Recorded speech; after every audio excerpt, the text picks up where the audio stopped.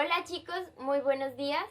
En el día de hoy mi grupo y yo venimos a hablarles sobre la neuropsicología del trauma craneoencefálico pediátrico. Nuestro grupo está conformado por Alejandra García Franco, Sergio Medina, Paula Alejandra Lozano, Cristian Segura, Juan David Betancourt, Aurelio Chavarro y mi persona Valentina Paricio.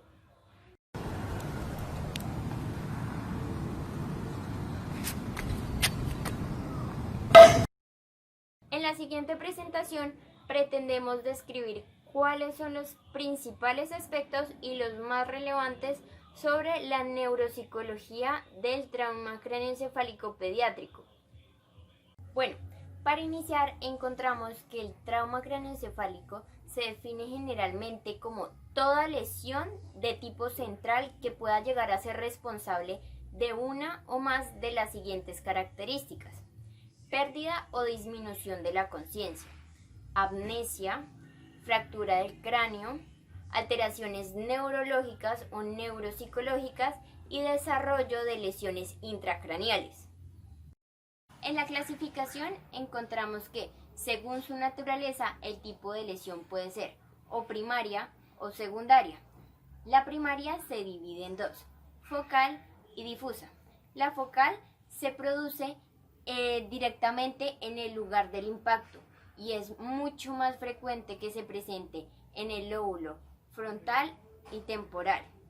Las lesiones más frecuentes son contusiones y hematomas, que pueden causar déficits específicos a nivel cognitivo, emocional y conductual, como lo son trastornos de atención y de memoria, cambios de personalidad premórbida y apatía. Las difusas son múltiples lesiones localizadas en regiones concretas del cerebro y se presentan con mayor frecuencia en la sustancia blanca y en el cuerpo calloso. Las principales lesiones se dan por accidentes de tráfico, accidentes deportivos y caídas desde mucha altura. Las lesiones secundarias se desencadenan de una lesión primaria y pueden aumentar el daño cerebral instaurado al mismo momento del accidente si no se tratan de una forma adecuada.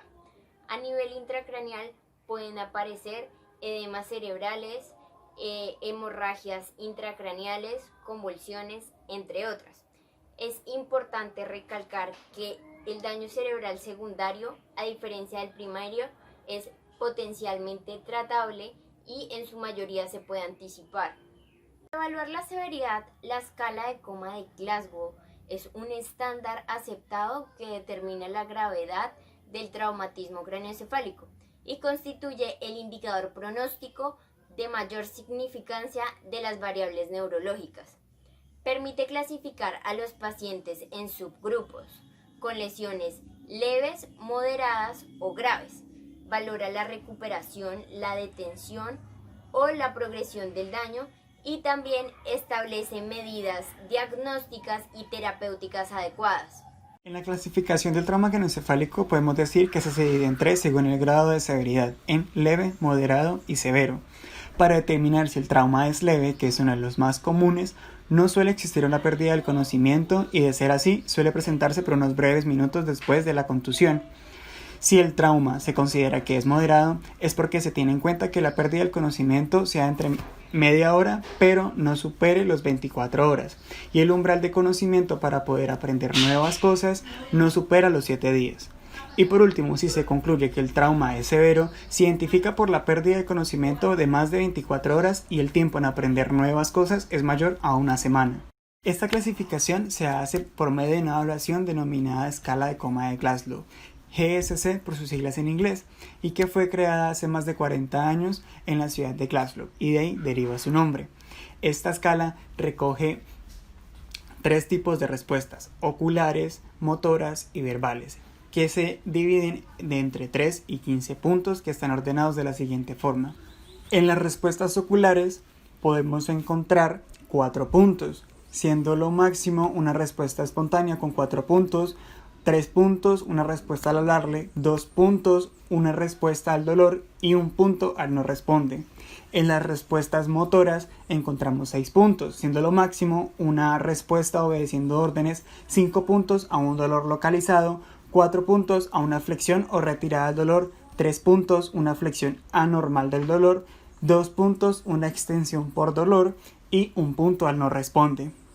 En la respuesta verbal encontramos 5 puntos, siendo lo máximo una respuesta orientada con 5 puntos, 4 puntos a una respuesta con oraciones, 3 puntos a palabras, 2 puntos a sonidos y 1 punto al no responde. 3.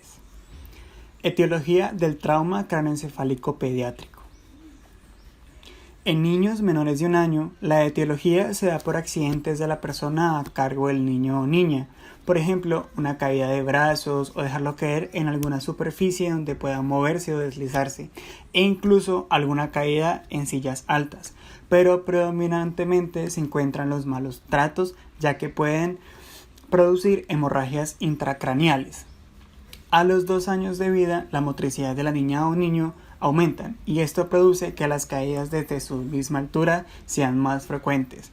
Aquí también aparece el maltrato como una causa potencial y más cuando en casos de las historias no concuerdan con la gravedad de la lesión o hay inconsistencias en las versiones. En niños o niñas mayores de los 2 años, la motricidad mejora aún más y sienten esa necesidad de explorar su entorno. Por ende, las causas más frecuentes se dan en caídas a mayores alturas y en accidentes escolares. Los accidentes de tráfico también suelen ser una causa potencial en este tipo de edad debido a los atropellos que existen. Y por último, en las edades mayores de 8 años, la causa potencial de los traumas suelen ser en accidentes también de tráfico, ya sean por atropellos o en pasajeros en los carros. También suelen suceder muchísimo en bicicletas. Los accidentes deportivos salen como una causa potencial de los traumas y en los adolescentes los intentos autolícitos llegan a ser una causa muy mencionada. A nivel mundial, el traumatismo craneoencefálico pediátrico es un grave problema de salud pública.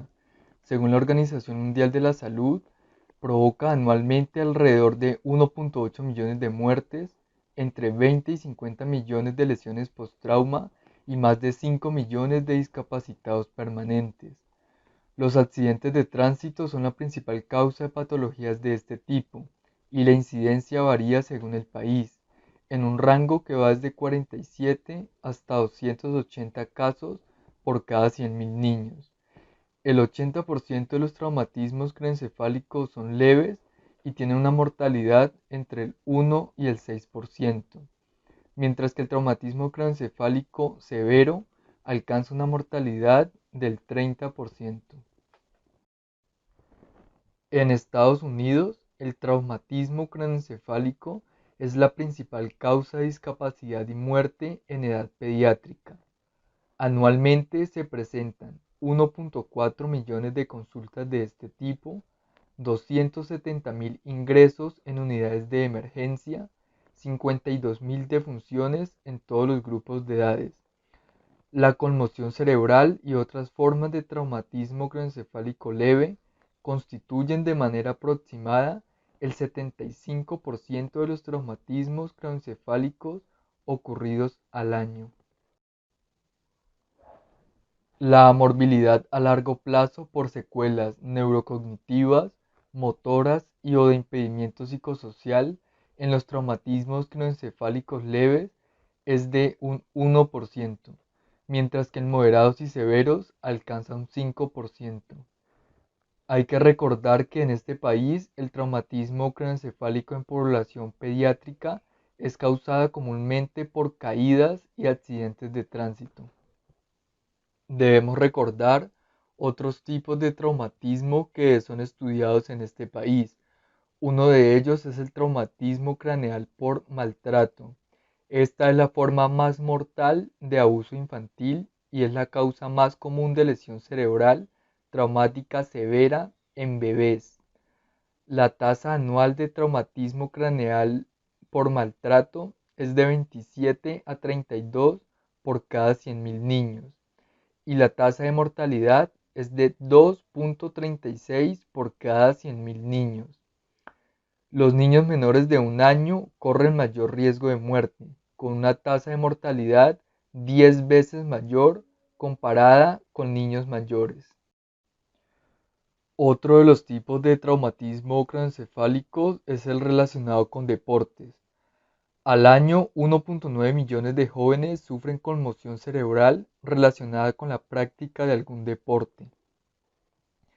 Del 60 al 80% de los niños hospitalizados relacionados con el deporte son el resultado de un traumatismo craneoencefálico pediátrico.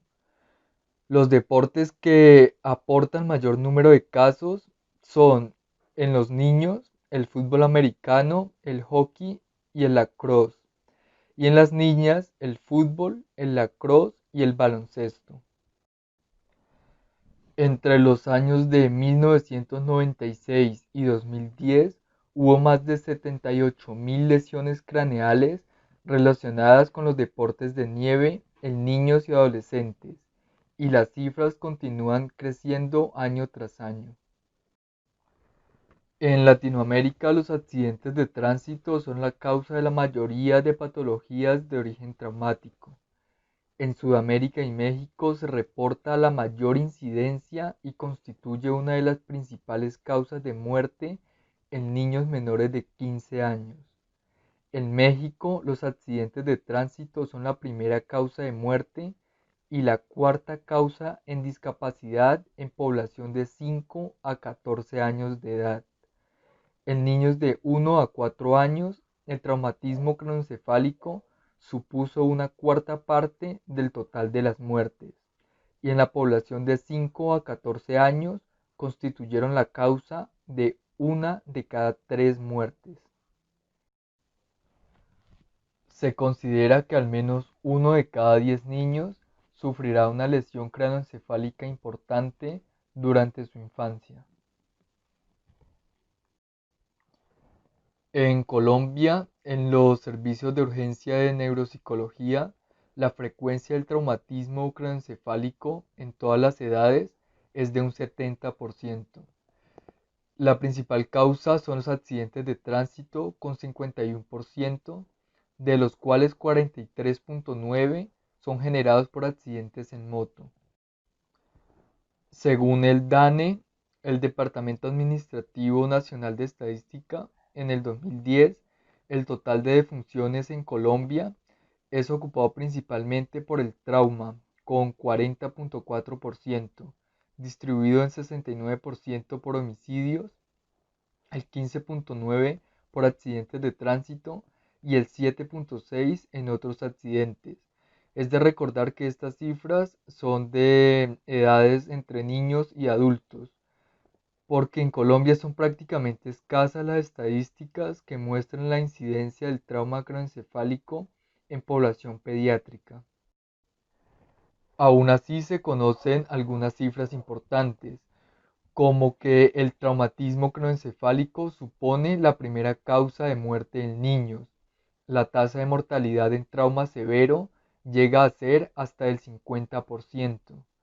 Estimaciones afirman que al menos 1 de cada 10 niños sufrirá durante la infancia un traumatismo craneoencefálico importante, donde la mayoría son leves, el 10% graves y conducen a la muerte al 1,5% de los niños. No hay cifras oficiales que integren todos los datos en el país. Sin embargo, se llevan a cabo investigaciones en las principales ciudades como Bogotá o Medellín. En esta última, un estudio publicado en este año arrojó que el traumatismo craneoencefálico constituyó la primera causa de muerte en población entre 1 y 14 años de edad.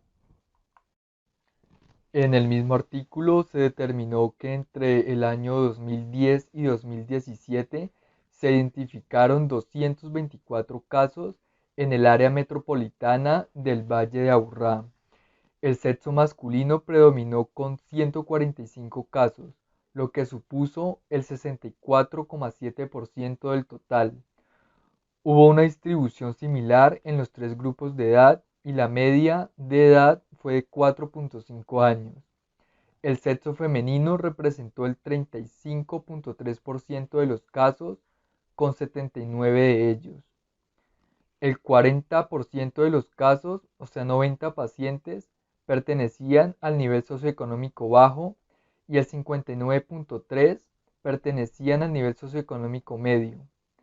El sitio donde ocurrió el mayor número de traumas fue en el domicilio, con 126 casos, que representan el 56,3% del total. Cabe resaltar que este estudio se llevó a cabo teniendo en cuenta las cifras de los 2 centros de salud encargados de la prestación de estos servicios en la ciudad de Medellín. Otras recopilaciones realizadas a nivel nacional muestran el número de casos por centros de salud, pero no recoge información demográfica tan precisa como el de la ciudad o el del área metropolitana.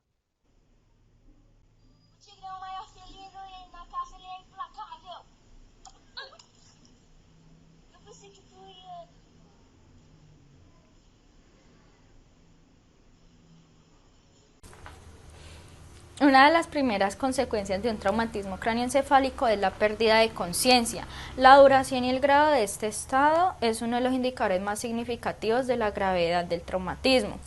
La recuperación de conciencia y la orientación en la mayoría de los pacientes presenta gran diversidad de secuelas físicas, cognitivas y de comportamiento.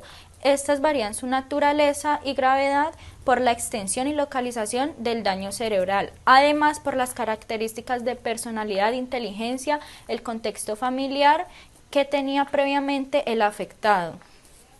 Como se ha explicado anteriormente, en los traumas craneoencefálicos suelen coexistir las lesiones focales y las difusas, con gran afectación en los lóbulos frontal y temporal. Esto finalmente presenta las alteraciones cognitivas que se evidencian en la atención, la memoria, las funciones ejecutivas, la emoción y la conducta. Todas estas alteraciones se presentan en diferentes frecuencias, además alteran la capacidad del paciente para adquirir, almacenar y recuperar nueva información. A pesar de esta diversidad, puede decirse que existe un patrón de afectación específico asociado a lesiones cerebrales focales que implican a los lóbulos frontales y temporales. Una de las áreas afectadas es la memoria. Esta también hace referencia a la dificultad en el aprendizaje. Generalmente la alteración de memoria consiste en problemas de adquisición y de recuerdo de nueva información. También se ha encontrado alterada la memoria procedimental, es decir, que también se ven afectadas las habilidades motoras. La afectación de la memoria suele persistir incluso cuando otras funciones están ya en el nivel premórbido o casi premórbido. Respecto a la atención y concentración, encontramos que el problema se ve reflejado típicamente en las quejas de los pacientes sobre su incapacidad de concentrarse a la hora de ejecutar operaciones mentales complejas y la incapacidad para hacer las cosas igual de bien antes de padecer el daño. Ya respecto a los subtipos de atención, se ha encontrado un bajo rendimiento en la atención selectiva, al problema en mantener la atención a largo plazo y dificultad en focalizar la atención en tareas dirigidas a un objetivo. Además, la atención suele comprometer la velocidad de procesamiento de la información.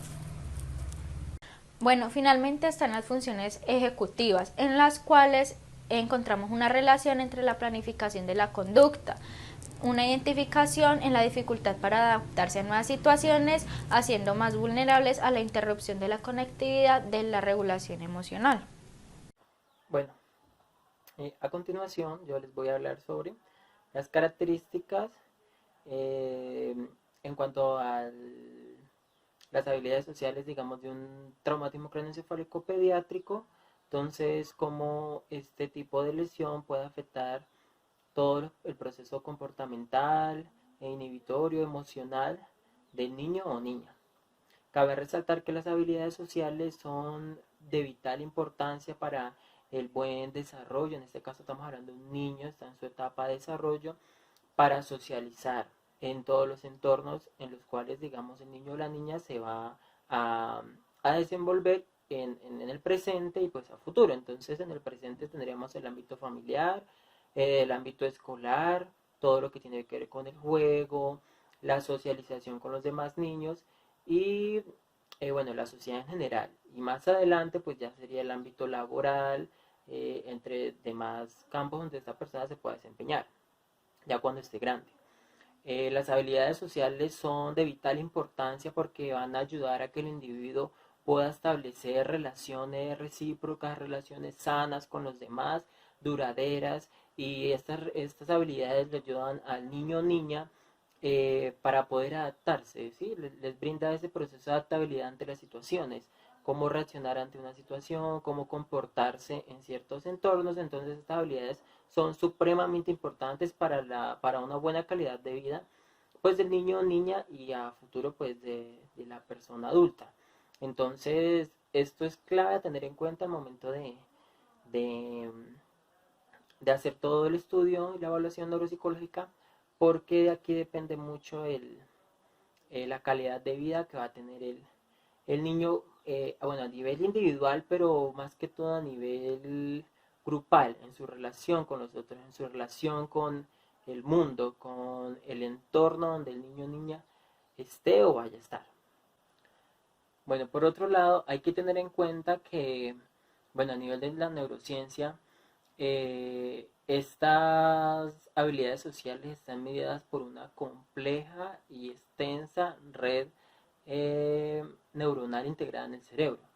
Entonces, esto nos quiere decir que, digamos, las habilidades sociales o todo el proceso comportamental, de personalidad, etcétera, no está ubicado en un lugar específico en el cerebro, sino que está, para que esto se haga posible, esto se ve enviado a través de una compleja red neuronal. Entonces, pues está difuso en todo el cerebro. Pero pues hay que tener en cuenta también que, bueno, según estudios realizados por diversos autores, se han encontrado a nivel, bueno, neurobiológico, que hay ciertos puntos en el cerebro que tienen mucho que ver con estos déficits o estas alteraciones a nivel de habilidades sociales. Entonces tenemos que la mayor parte donde suele suceder esto es los daños ocasionados en las zonas, en estas zonas del cerebro. Esas son las zonas anteriores del cerebro, todo lo que tiene que ver el lóbulo frontal, corteza prefrontal, corteza prefrontal, órbito parietal inferior, la corteza del cíngulo, la corteza prefrontal medial, el polo frontal, la corteza orbitrofrontal, la amígdala, la ínsula, pero que también tenemos que tener en cuenta que todo esto que les acabo de decir, o sea, todo lo de los lóbulos, como a nivel biológico, todo eso también está conectado con el cerebelo, con el resto del cerebro, incluso con las amígdalas. Entonces es complejo, o sea, todas las habilidades sociales están en todo el cerebro, o sea, todo el cerebro trabaja para que de esta manera se dé pues el mejor desempeño del niño o niña. Entonces esto es un punto clave a tener en cuenta, que no está ubicado en un lugar específico, sino que está en todo el cerebro. También hay que tener en cuenta que un daño ocasionado en esta compleja red neuronal que está integrada en el cerebro y que es la mediadora de las habilidades sociales, de todo el tema comportamental, en este caso un daño ocasionado por un traumatismo craneoencefálico, nos va a ocasionar daños a corto, mediano y largo plazo, dependiendo también del tipo de lesión, si es leve, moderado o grave. Entonces, pues hay que tener en cuenta que en este caso, a nivel de infancia, la edad tiene mucho que ver. Entonces, si el paciente tiene entre 0 a 5 años, vamos a tener consecuencias a mayor plazo, más consecuencias a mayor plazo. Si el niño o niña tiene de 5 a 10 años, vamos a tener menos consecuencias a largo plazo. Y si es de 10 a 14 años, vamos a tener menos consecuencias a largo plazo. Entonces esto se debe, bueno, a la edad y al tipo de lesión.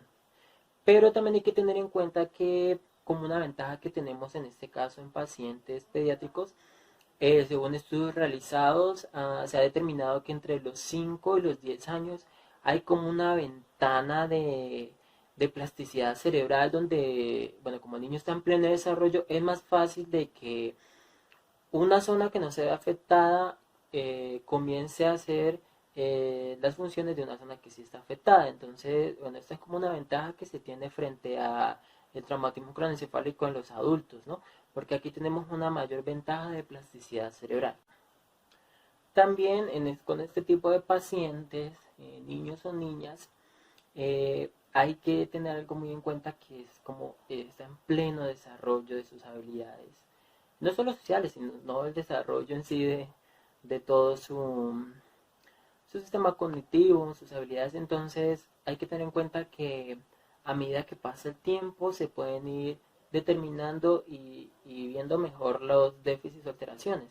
Entonces progresivamente, a medida que pasa el tiempo, se pueden ir observando de una mejor manera o más clara el tipo de alteraciones o el tipo de consecuencias que ha tenido el niño, porque a medida del tiempo el niño va organizando su personalidad, su comportamiento, todo este tema. Entonces a medida que pasa el tiempo es donde se va a ir incrementando el déficit, y entonces como se va incrementando se puede observar de una manera más clara y pues de esa manera una mejor rehabilitación. Bueno, según Gitis y colaboradores, las alteraciones más comunes en este tipo de traumatismos craneoencefálicos a nivel de las habilidades sociales, a nivel de comportamiento son, tenemos dos extremos. Por un lado tenemos una personalidad desorganizada, bajo control inhibitorio, agresividad, impulsividad. Y por otro lado tenemos un niño o niña retraído, pasivo, que se le dificulta demasiado socializar con sus amigos, con sus amigas. Entonces están estos dos extremos. Pero también tenemos la intolerancia a la frustración. En diversos estudios se ha evidenciado que también esa intolerancia a la frustración, también tenemos, bueno, la agresividad, la impulsividad, y también tenemos lo que es una dificultad para el reconocimiento de las emociones. Entonces, pues este punto es bastante importante, porque un niño o niña que no reconozca las emociones, pues va a tener problemas en el entorno. En este caso en el entorno escolar, pues va a ser muy complejo. Entonces hay que tener estos puntos en cuenta al momento de la rehabilitación, o porque se necesita la ayuda de sus papás, de los profesores, que sepan entender la situación por la que pasa el niño o niña. Entonces esos son los problemas o las alteraciones más comunes que tenemos a nivel de habilidades sociales, entre otras muchas, ¿no? Y bueno, todo lo que encierra la falta de autorregulación emocional y conductual, toda esta agresividad, impulsividad, y toda esta falta de empatía, toda esta falta y esta dificultad para poder entablar relaciones en el entorno. Según Peralta y colaboradores, hay unos factores que favorecen o desfavorecen el nivel de complejidad de estas secuelas, de estas consecuencias en las habilidades sociales a raíz de un traumatismo craneoencefálico pediátrico. Entonces tenemos como una de factores que favorecen o desfavorecen son los factores mórbidos. En este caso, un ejemplo es los niños o niñas pacientes oncológicos, que según donde se encuentre ubicado un tumor en su cerebro, pues asimismo es un factor desfavorable, y a raíz con el traumatismo craneoencefálico pues va a tener unas consecuencias muy graves. Tenemos también las características psicosociales del individuo. Entonces, y a raíz de eso también tenemos el entorno familiar. Entonces tenemos que hay, por decirlo así, un bajo sistema familiar, un pobre sistema familiar. Entonces esto va a afectar mucho en cómo, en las consecuencias o en esas habilidades, ¿sí?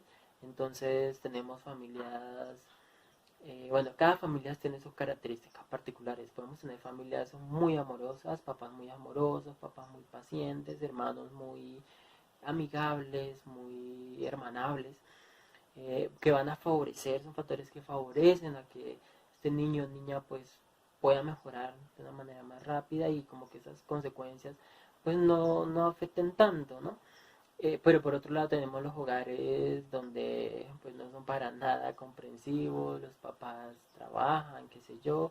Bueno, hay de todo tipo de hogares, entonces esto favorece o desfavorece en el peor de los casos. También tenemos un bajo nivel socioeconómico. Esto es un factor que favorece o desfavorece, porque entendamos, sea la habilidad sociales cognitivas, o sea, cuál sea lo que se ve afectado a raíz de un traumatismo craneoencefálico. Si la familia posee bajos recursos, pues no va a poder acceder a una excelente atención durante y después pues, del traumatismo craneoencefálico, a comparación de una familia que sí tenga la facilidad pues, de buscar la ayuda necesaria para su hijo o su hija, entre muchos otros factores que favorecen o desfavorecen las lesiones de traumatismo craneoencefálico. A continuación vamos a hablar sobre lo relacionado con la evaluación neuropsicológica en caso de trauma craneoencefálico. Como podemos observar, hay 4 elementos principales que son necesarios para una evaluación como principal o un diagnóstico inicial para así mismo comenzar a tratar al sujeto o al niño o a quien haya sufrido. Tenemos un primer paso que es la anamnesis, que es la encargada de recoger todo el historial de la persona, como su historial médico, historial importante que esté relacionado con el accidente, como causa del accidente, tiempo desde que surgió el accidente, estado de coma en el que estaba la persona desde que sufrió, y todo lo relacionado con el hecho del accidente y historia pasada de la persona en un estado premórbido. Tenemos también la exploración neuropsicológica, que esta es la que se encarga de recolectar la información a nivel del estado consciente o inconsciente de la persona. Para eso se suele utilizar lo que es la escala de Glasgow, que esta vamos a entrar a más fondo en las próximas diapositivas, pero esta es la que ayuda a determinar la severidad en la que se encuentra la persona. Tenemos una exploración física, que esta es más encargada de la parte médica, en donde ellos llegan y hacen una exploración a nivel fisiológico para ver si encuentran algunos daños directos que de pronto tengan que estabilizar a la persona. Entre eso se puede ver la sintomatología que esté sufriendo la persona en ese instante. Y tenemos una exploración complementaria, que es la que se encarga como de reforzar estos resultados o esa toma de datos que han tenido hasta el momento, para así mismo determinar la severidad y el proceso de recuperación de la persona. Una de las pruebas más utilizadas a nivel internacional en la exploración neuropsicológica es la escala de coma de Glasgow, ya que esta ayuda a determinar la severidad del daño del trauma craneoencefálico y también ayuda a dar un pronóstico inicial acerca de la recuperación de la persona. Esta escala de Glasgow se evalúa a partir de 3 categorías importantes. Una es la respuesta o apertura ocular, en donde la persona abrirá los ojos ante un estímulo. La segunda es la respuesta verbal y la tercera una respuesta motora. El total de los ítems que evalúa son 15, dando una puntuación como mínima de 3 y una máxima de 15, en donde la puntuación de 3 a 8 indicará que el daño es grave, de 9 a 12 que es moderado y de 13 a 15 que es leve. Además, se utilizarán también otras estrategias de valoración, como por ejemplo el estado de amnesia que ha tenido la persona, donde si es menor a una hora, se tratará como un daño leve. Si es inferior a 24 horas será moderado, y si es mayor será considerado como grave. Y también tiene una correlación muy importante con el estado de conciencia de la persona, donde si la persona está en un estado menor de 20 minutos de inconsciencia, será valorado como leve. Si está entre 20 minutos y 6 horas, como moderado, y si es mayor de 6 horas, como grave. En la exploración complementaria se podría destacar la importancia que tiene el uso de lo que es la neuroimagen y las medidas de discapacidad. Lo que son las pruebas de neuroimagen dan un diagnóstico eficaz y rápido para determinar en casos de urgencia si la persona tenga la necesidad de pasar a una cirugía, ya que esas pueden dar una muestra más completa o directa de si la persona tiene, por ejemplo, un hematoma o una contusión o un sangrado cerebral importante que se deba operar para de pronto buscar un alivio o una mejoría de la persona. Entre las más utilizadas pues está la tomografía computarizada, la resonancia magnética nuclear y lo que es la radiografía de cráneo simple. Las dos primeras nombradas son de muy alto costo, lo cual solamente se suelen utilizar en casos de urgencias para tomar determinaciones rápidas. Sería lo ideal de que pronto esas se pudieran utilizar en la continuación de la evaluación, ya que estas darían un pronóstico más acercado constantemente de la recuperación de la persona. Entre las medidas de discapacidad, en la tabla que encontramos en la parte derecha inferior, encontramos una relación que se hace que tienen como una igualdad con respecto a lo que se clasifica del Traumatic Coma Bank y el fuera de coma de Glasgow, en donde esa clasificación se ha dado que en pacientes a nivel general de los datos recogidos tiene una similitud, o sea que digamos que en la clasificación del Traumatic Coma Bank, en donde se determina lo que son las lesiones focal, difusa de tipo 1, 2, 3 y 4, estas tienen un resultado similar al fuera de coma de Glasgow, donde estas también se indican a partir de una buena evolución, una discapacidad moderada, discapacidad grave, estado vegetativo y muerte. Esto es súper importante para tenerlo en cuenta a la hora de hacer lo que ya es la evaluación clínica completa, porque esa determinará el pronóstico y la mejoría de la persona. Ahora, entrando en temática completa ya de lo que es la evaluación neuropsicológica a nivel clínico, hay que tener en cuenta que esa parte o inicia teniéndose claro unos objetivos a desarrollar. Estos objetivos pues ahí se parte de un objetivo general, el cual pues busca como comprender, interpretar e integrar los datos para orientar un diagnóstico, y ya tenemos unos datos, unos objetivos específicos de que eso sí ya buscan lo que es reconocer el déficit de la persona para así comenzar a trabajar en él y buscar los caminos en la rehabilitación. Para esto la evaluación trabaja en conjunto de lo que son los enfoques cuantitativos y cualitativos, en los cuales podemos encontrar que en la parte cualitativa está lo que son las entrevistas, los procesos de observación, la recogida de datos de lo que de las entrevistas de familiares, personas cercanas y de la misma persona, del paciente. Y ya en la parte cuantitativa pues ya la que son los test psicométricos, los cuales esos ayudan a dar una definición más cercana y clara de cada proceso cognitivo en la situación que se encuentre.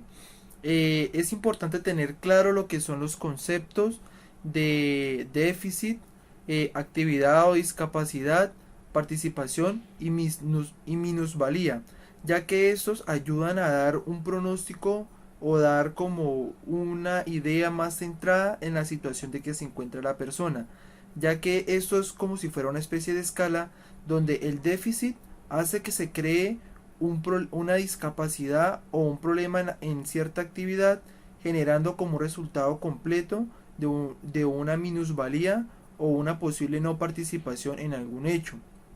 Esto, al momento de redactarse como tal un diagnóstico clínico, ayuda a dar definiciones concretas. Para esto se implica lo que ya habíamos comentado antes, lo que es lo de la observación, la revisión de la historia clínica, que eso es súper importante, determinar si la persona de pronto consumía alguna droga o fármaco, si la persona se encontraba en un estado completo funcional, donde pues se pueda recoger datos sobre la vida social, la vida laboral, estudiantil, para así dar una completa valoración premórbida del sujeto y hacer una comparación con el estado actual. Las entrevistas, donde estas entrevistas son importantes y son tomadas a partir del mismo paciente o sujeto, de familiares, de personas cercanas, de la persona de pronto que lo haya traído en el momento de urgencias, donde todos estos datos y esa información ayudarán a dar una completa valoración integral para así determinar específicamente la ruta con la cual se trabajará para la rehabilitación. Es súper importante, digamos, el tema de la evaluación neuropsicológica. Es importante tener en cuenta que en el momento de la evaluación neuropsicológica hay que tener claro o hacer una buena selección de las pruebas que se vayan a utilizar, ya que no es necesario tener que utilizar, por ejemplo, una batería completa de pruebas para de pronto definir lo que pueda ser un déficit a nivel atencional. Hay que también tener algo muy en cuenta, que esa selección de pruebas también tiene que ser lo más cercana a la persona, de que esa tenga una validez y una confiabilidad que determine que los datos sean más precisos, porque de eso dependerá la rehabilitación de la persona. Entre esos componentes de tener en cuenta también, en este caso de pediatría, la importancia de esa misma selección de pruebas que sea cercana al rango etario que se va a evaluar, ya que pues como el caso de neuropsi, que se encuentra que está para adultos, jóvenes y niños, se hace una modificación para ese mismo rango de edad a la cual se va a aplicar.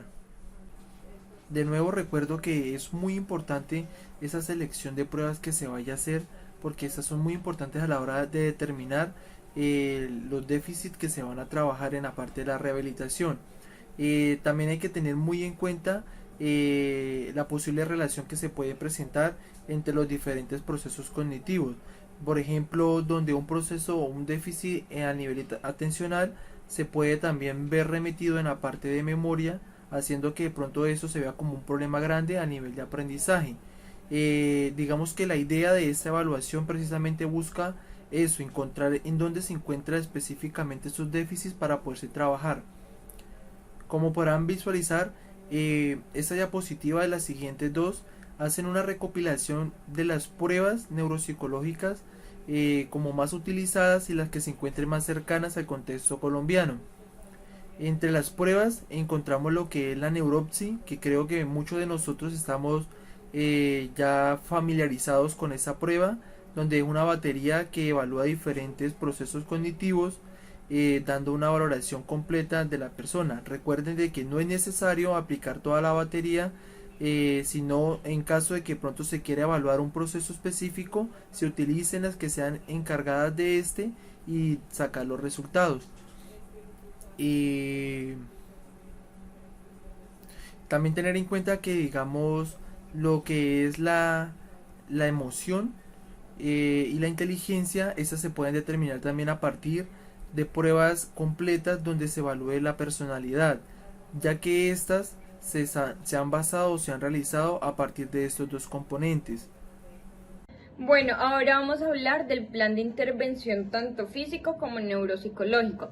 Es importante que cuando nosotros vayamos a diseñar este tipo de programa de rehabilitación física o neuropsicológica, tengamos en cuenta dos variables. La primera variable tiene que ver con el tipo de daño causado, qué tan grave fue, y la segunda, en qué etapa de desarrollo se encuentra este niño o esta niña para poder así ajustar este plan de acuerdo a las necesidades de cada uno de ellos. También pues hay estudios que soportan este tipo de rehabilitación, ya que se encuentra una incidencia positiva en los resultados de estos, y lo podemos notar tanto en la memoria como en las funciones ejecutivas y asimismo en el rendimiento intelectual normal. También es muy importante que este programa de intervención sea un programa integral. ¿Por qué integral? Porque tenemos que basarnos tanto en las limitaciones que llegue a presentar este niño como en las capacidades que él tenga. Tiene que ser también un programa intensivo. Intensivo quiere decir que perdure en el tiempo y que se dé continuamente. Y el último es que tiene que ser multidisciplinar. ¿Por qué multidisciplinar? Porque nosotros vamos a trabajar de la mano con otros profesionales como lo son los fisioterapeutas y los logopedas, y nosotros como neuropsicólogos. También es importante que este programa sea holístico, porque no solo nos vamos a dedicar a lo físico o a lo neurocognitivo, sino que también nos vamos a enfocar en la familia, que es el entorno fundamental en el que este niño se va a desarrollar y es el que va a permitir que el niño progrese en cuanto a la mejoría. Y también, por último, tenemos el entorno escolar, que es donde pues la escuela le va a brindar las herramientas necesarias para que él se adapte y se logre recuperar positivamente. Ahora bien, hablando de la rehabilitación física, es importante mencionar que esta parte se llevará a cabo por medio de un fisioterapeuta con experiencia en rehabilitación infantil. Este plan de rehabilitación física se hará con base en la evaluación de los déficits motores que se había hecho anteriormente, donde se trabajará en el plan lo que es coordinación. Ahora, siguiendo con la rehabilitación neuropsicológica, encontramos que en esta se tiene un solo objetivo principal, que es el de ayudar a mejorar los déficits cognitivos. Entre estos encontramos lo que es la atención, la memoria, la velocidad de procesamiento, la percepción, entre otros. También es importante incluir lo que tiene que ver con lo cognitivo, conductual y emocional, como es la apatía, la irritabilidad, la ansiedad, la depresión y la agresividad. Bueno, en esta rehabilitación neuropsicológica se trabajan desde dos técnicas. La primera es la restauración y la segunda es la compensación. En la restauración se trabaja desde el déficit que se tiene para ayudar un poco a recuperar la normalidad de esto. Y el segundo, que tiene que ver con la compensación, es que se ayudan a activar otros sistemas para compensar o suplir un poco ese que ya se perdió. Como lo he dicho anteriormente, uno de los procesos cognitivos que se ha afectado principalmente es la atención. La atención, recordemos que es uno de los procesos bases de otros procesos cognitivos y por eso tenemos que dedicarle mayor tiempo y esfuerzo para que sea una rehabilitación satisfactoria.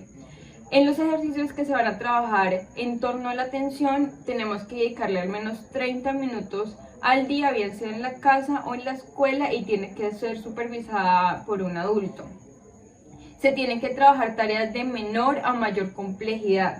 También se tiene que ir modificando el entorno del niño. Por ejemplo, en las primeras tareas hay que estar en un entorno que le brinde mayor silencio al niño, que no se le dé otro tipo de distracción, que esté totalmente silencioso, pero ya a mitad o finalizando el proceso de rehabilitación podemos ir incrementando estos procesos de distracción para que se vaya trabajando un poco lo que es la atención selectiva. Junto con la atención, la memoria es uno de los procesos cognitivos que mayor se ha afectado luego de sufrir un trauma cráneoencefálico.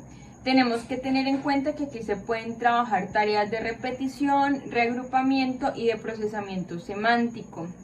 Al igual que en todas las técnicas, es necesario que se ajuste a las necesidades de cada persona. Tenemos que centrarnos más en los puntos débiles y fuertes que llegue a presentar el niño o la niña.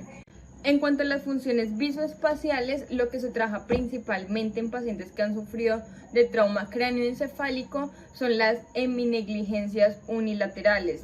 Recordemos que la heminegligencia unilateral tiene que ver con aquellos estímulos que la persona no puede percibir en cierto hemisferio del cerebro. Aquí lo que tenemos que trabajar es más que todo entrenamiento visual. Y se puede hacer a través de lo que es el biofeedback, que ya lo conocemos. Ahora bien, en las funciones ejecutivas es necesario recordar que en esto intervienen varios procesos cognitivos para el inicio, para la planificación y regulación de la conducta. Una persona que sufre de disfunción ejecutiva no es capaz de regular ni planear su conducta para conseguir cierto objetivo. Durante este proceso de rehabilitación es necesario que se ajuste a las necesidades de esta persona y se trabaje en 4 componentes principales. El primero de ellos tiene que ver con la modificación ambiental, el segundo con el entrenamiento en solución de problemas, El tercero con la selección y ejecución de planes. Y por último tenemos el entrenamiento en autoinstrucciones.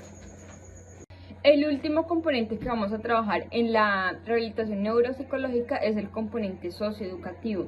¿Por qué? Porque el niño está o estará pronto en lo que tiene que ver con el ambiente escolar. Es importante que se le brinden las herramientas adecuadas para su reingreso y también para que en la escuela se dé un ambiente propicio para su rehabilitación. Tenemos que trabajar en base a cuatro componentes fundamentales. El primero de ellos tiene que ver con el modelamiento del proceso de información. ¿Esto qué significa? Que las tareas que le van a dejar en la escuela tienen que ser en calidad y no en cantidad. Que el niño realmente aprenda lo necesario y no que se le esté dando información de más. El otro tiene que ver con las tutorías individualizadas, ya que como sabemos el nivel del aprendizaje que el niño va a tener al inicio no va a ser el mismo que sus compañeros. Entonces que los profesores le puedan brindar esa ayuda por un tiempo mientras él logra adaptarse ya a lo que tiene que ver con los demás compañeros. El tercero tiene que ver con estrategias de aprendizaje y la memoria, que nosotros les tenemos que brindar a él medios para que él pueda aprender de una forma diferente y que el aprendizaje no se dé por medio de la memorización, sino que realmente aprenda, y cuando él comience a procesar nueva información, esa información que ya había aprendido anteriormente no se vaya a perder, sino que se mantenga. Finalmente, es importante remarcar que la escuela tiene que preparar y enseñar al niño a anticipar ciertas situaciones. Para concluir, dijimos que el trauma craneoencefálico se definirá como un golpe o una lesión cerebral producida por una fuerza externa que causa una interrupción en el funcionamiento normal del cerebro. Esta la podemos clasificar en lesiones primarias, que en esta encontramos la focal y la difusa, y en lesiones secundarias, que son producidas por un mal tratamiento de las lesiones primarias. Para la evaluación de la severidad utilizamos la escala de coma de Glasgow, donde nos ayuda a clasificar a los pacientes en subgrupos, dependiendo si la lesión es leve, moderada o grave. Y también nos ayuda a recoger datos de respuestas oculares, motoras y verbales. Bueno, la etiología. En la etiología, en los niños menores de 2 años se produce por accidentes de las personas que están a cargo de estos niños. Porque, por ejemplo, los dejan caer de brazos o los dejan en una superficie donde puedan deslizarse o moverse y se produce una caída. En los niños que tienen 2 años de vida, la motricidad aumenta y esto produce que las caídas sean desde la misma altura, desde su misma altura. En niños mayores de 2 años, la motricidad mejora y sienten la necesidad de explorar su entorno. Por esto, la causa más frecuente se da en caídas de altura y en accidentes escolares. Por último, en niños mayores de 8 años, las causas potenciales suelen ser accidentes de tráfico, ya sea porque ellos son atropellados o porque van dentro del auto o porque de pronto van en bicicletas. También los accidentes deportivos son una causal.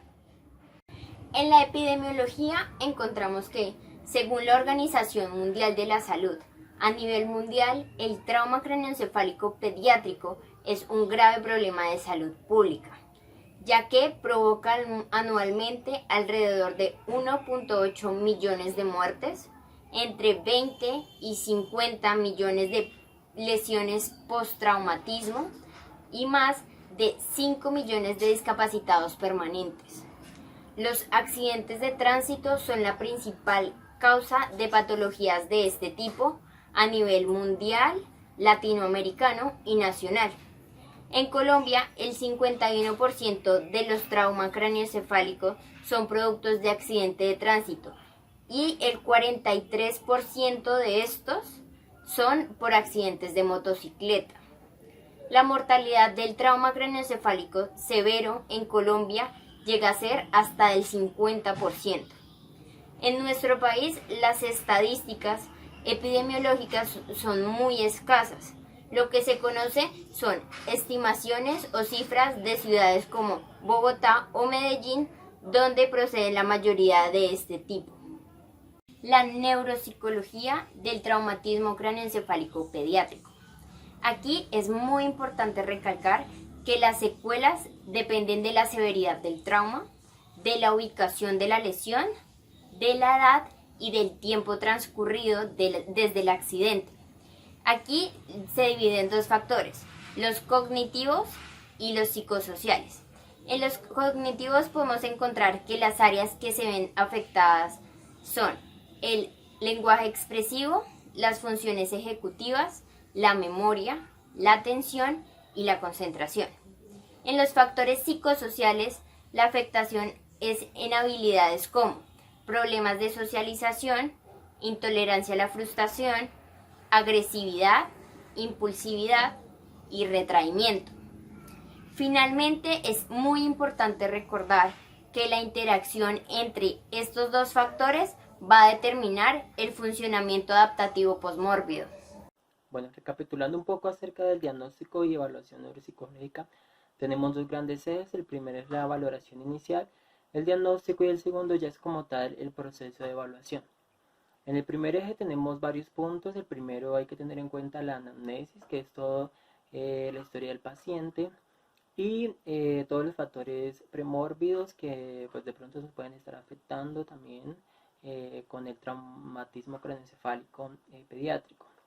Tenemos en cuenta también la exploración neurológica, que aquí se utiliza la escala de coma de Glasgow, que pues es muy eficaz y siempre se utiliza. Recordemos que esta escala tiene una puntuación de 0 a 15 puntos. Entre mayor sea la puntuación, menor va a ser la gravedad del traumatismo craneoencefálico. Esta escala, recordemos también que mide la respuesta visual, motora y verbal. Bueno, también hay que hacer una exploración física. Esta se hace, todo lo que tiene que ver con la sintomatología, y se utilizan pruebas de discapacidad. Por último, la exploración complementaria, y no menos importante, sino que por el contrario pues ayuda demasiado, son todas las pruebas como TATS, radiografías simples de cráneo, entre otras, pues que son de grande ayuda para un mayor diagnóstico, no todo lo que tiene que ver con pruebas de neuroimagen. Ya como tal, en el proceso de evaluación, recordemos que esta ya es la segunda parte. Aquí hay que tener en cuenta la historia clínica del paciente, en este caso niño o niña. Tenemos que tener en cuenta la observación, es clave la observación, es igual que la entrevista, una excelente entrevista.